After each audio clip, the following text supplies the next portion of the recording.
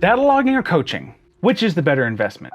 Over the last decade, I've had the unique opportunity to get help and advice from a very large quantity of fast, highly qualified riders. In that same period, I've bought and sold several types of lap timers and data loggers. In this video, I'm going to share with you my experiences in using both coaching and data logging to improve my riding. If you're already a seasoned veteran and you're super fast and otherwise faster than most of the rest of us normal human beings, then I suggest you move on. But if you're a track day rider who's looking to improve their skill and to shortcut some learning, stick around because we're going to find some pretty interesting information in this video. But before I get into any of that back and forth and tit for tat, let's set a qualifying lap at Roebling Road Raceway and figure out a baseline for this discussion.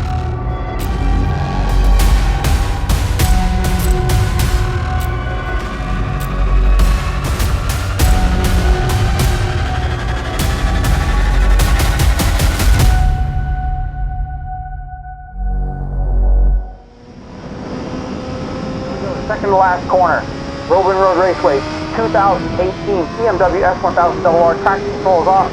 Coming up to turn 9, we're going to roll off the gas and then let it cruise in there, then roll back on the gas, start picking up speed for the front straightaway. This track is all about roll speed. There we go, full stick, get on the front straightaway, 4th gear. We're going to ship up into 5th gear across the start-finish line now. There we go, looking for that brake marker so we can get hard on those brakes. So the brake marker 5, there we go. Stay on the brakes hard until you see these rumbles and start letting off the brakes. Roll back on the gas. You're going to have a lot of maintenance throttle through this corner. And then we're going to roll off and then back on the gas again to get the bike turned as we exit turn 2. Stay tight to the rumbles and full stick right here. All the way as we go into turn 3, stay wide, roll off the gas, but don't brake, and then roll back on the gas. Sneak that gas on all the way around. Try to get the full throttle. It's hard. Okay, grab the brakes, tip it over in turn 4. And then we're going to peel the gas on back again. Look for the exit. Exit, where is it? Down. Now. Full stick. Okay, back off. And we're going to turn 5 and then 6. Looking for that entry, exit, and looking for the entry while we're looking for the exit. There we go. Exit. Now, full stick. Pick the bike up. Full stick. And then we're going to drop down into turn 7 here. A little bit of brakes as we come in all the way to mid-corner. Then let off and then back on the gas again. Looking for this exit apex right here. Now, full gas. Whoa, a little bit of a slip on the rear tire. No traction control, remember. We're coming up to turn 9, roll off, pick up the gas again, look for your sign, there it is, full stick, get back on it, let's go. I'll get onto the bubble and we're going on the front straightaway, come on, and cross the line, there we go. Thank you very much, that is a qualifying lap of Roebling Road Raceway. Now, let's analyze it and see what we get. So what you're seeing here is the I2M Danis Pro software, okay? And it's Roebling, as you can see there. I've got some stuff pulled up on this side that I like to look at. Always number one, GPS speed. Gotta have GPS speed, right? If you don't know how fast you're going, it doesn't really matter. From there, we're gonna look at throttle position. Now, when I say throttle position, I mean the throttle position that you touch, okay? The actuator throttle position is what this one stands for. That matters because I'm concerned about what my hand is doing, not what the bike is doing. From there, angle, bank angle. This is just the bank angle pulled off the bike. And the reason why we're looking at that is because I want to show you guys a difference in the actual lean angle, right to left. Like, what's the number one thing you want to look for? Full throttle. Like, how often are you going to full throttle? What percentage of the lap are you at full throttle? That's kind of a big deal, right? So if you're looking at your own data and you're backing it up to your own self, because there's a reason why that's important, okay? Normally you want to actually baseline yourself against somebody else, but how often do you have somebody else's data? Most of the time you're gonna look at your own stuff. So I like looking at these flat tops. Okay, these are the points where I'm full throttle. GPS speed, these low points, you can match them up and see where you're actually slower or faster mid-corner than you were previous. But more importantly about all of this is having a reference. Now, I've got a reference. He's actually qualified for Moto America rounds this year. His name is Daniel Goodnight. Okay, Daniel Goodnight is actually my Alpha Racing dealer. I go to him for all my my BMW parts. He has a Gen 4 or 5, pretty sure it's a Gen 4, S1000RRs. Okay, so let's take a look at the OBS software and get into some screen capture and take a look at what this actually means, comparing his stuff versus my stuff. He gave me his data, which is not on the same software, so I can't do a literal grab and overlay onto my data. But what I can do, show you guys the Motec data. Motec is pretty interesting. Roebling Road, ta-da, all right. This is exciting. So I've already kind of looked at his stuff before, so I kind of know what I'm looking for. Okay, first let's get acquainted with what we're looking at here. First of all, this is the Motec software. I'm gonna grab the i2M and stick it up here, and then you guys can see. And this is the i2M software. Now this all is like set up for my other big screen, so I'm gonna quickly, cool. So you can see there's actually differences. Now, this is looking at one of his faster laps, lap 24. You can see right there. Gotta find it in here. Ah, here we go. 1:14.8. Now, if you look at my lap, I did a 1:16.8, so 2 seconds faster, okay? He's 2 seconds faster. Now, how is he doing that? Well, first of all, let's come over here and look at his full gas section. So obviously, if he's going faster, he's gotta be opening the gas more than I am, right? Not so much, actually. So here's the start of the lap right here, okay? So right here, you can see this is the start-finish line. This is his lean angle down here at the bottom. This is his traction control down here in the middle. These are his, there's actually 3 things going on in this little bar right here. It's his throttle position with his hand and throttle position at the bike, as well as the slip percentage. Not gonna get into it. And then it shows his gear selection up here and then his outright speed up top. Now we're gonna get rid of some of these, okay? Because I don't need, okay, we're gonna get rid of slip too, because we don't need to care about that. And what we're gonna do for the throttle stuff, we're gonna get rid of this green one because TP1 is the actual throttle position, but we're not concerned about that because you guys can see this little difference in here. That has to do with the engine electronics, okay? That has to do with a lot of stuff like the blipper, for instance. You can see where the yellow line comes down and is closed, but the blipper is operating, okay? So here's these little blips. Now he's not doing that, that's the computer system doing it. Then you look at some other stuff, like mid-corner stuff. There's gonna be some engine braking things you can kind of see in there. We're not gonna get into that. We're gonna get rid of that graph as well to kind of clean up, or that channel, to kind of clean up what we're looking at. And then traction control, we don't care about that, okay? Reason why, I had traction control off on my bike and he did not. He should, in theory, be using more throttle than I am, but he wasn't. So it's gonna be interesting. It's gonna be curious to see where and why. All right, let's get into this part. First of all, we're gonna show you the map. If I can find the map, is it track report? There it is. This one's cool. I really like this section. Obviously you can see down here, I've got something similar, but I don't have kind of the same stuff because Motec does things differently. Like for instance, right here, it's showing you some values. And he's laid all this stuff out right here.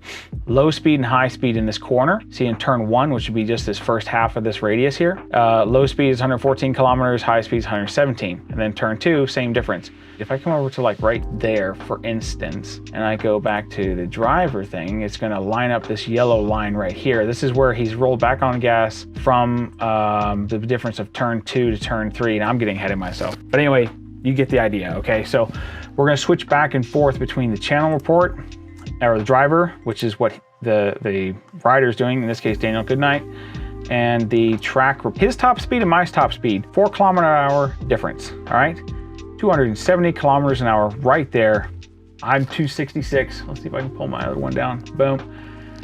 261, excuse me, 261 kilometers an hour. So it's a little bit of a difference there. Let's go right here.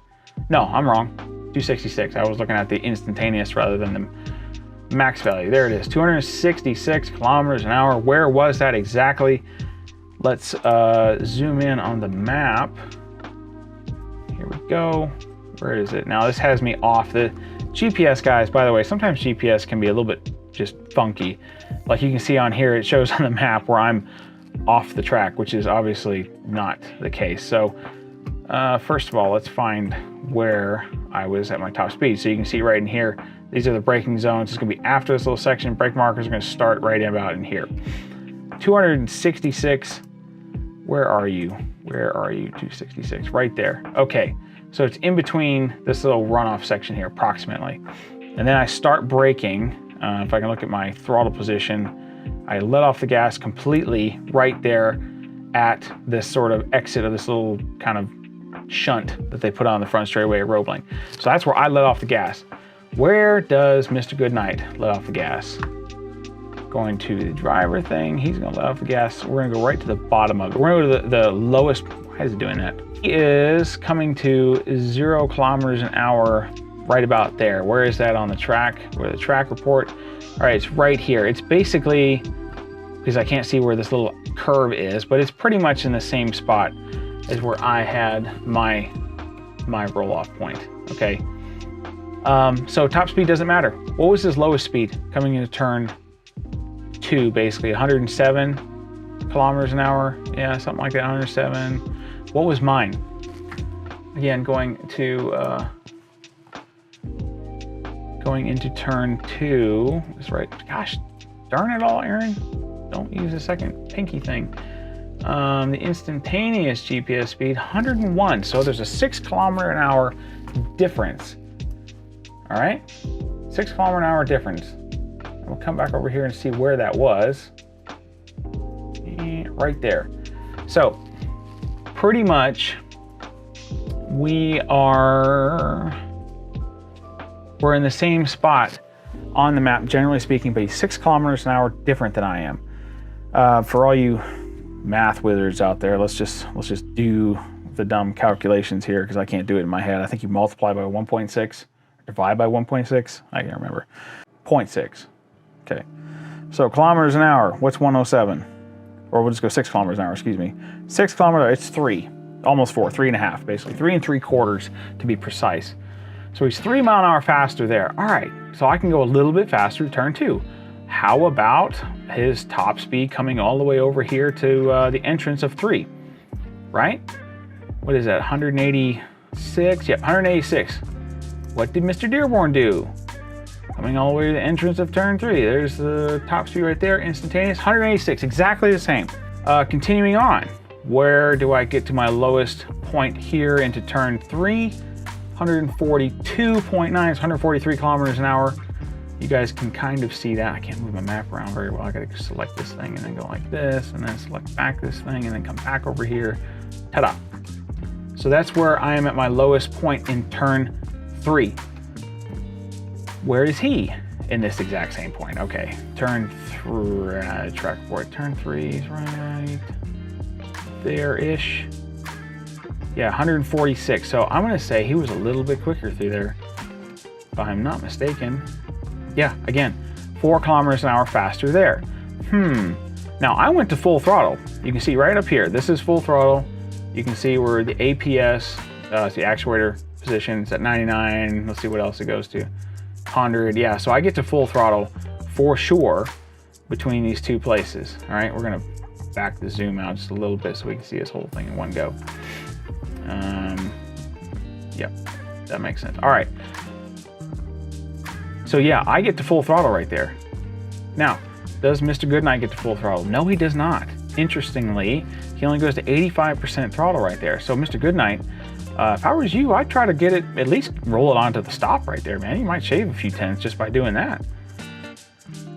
Hey guys, what's up? So it's pretty late over here. I'm gonna go ahead and call it a night. This is gonna be part 1 of like 2, maybe 3 videos. Check out the channel, hit like, hit subscribe to keep updated with more videos like this coming out. Thanks a lot.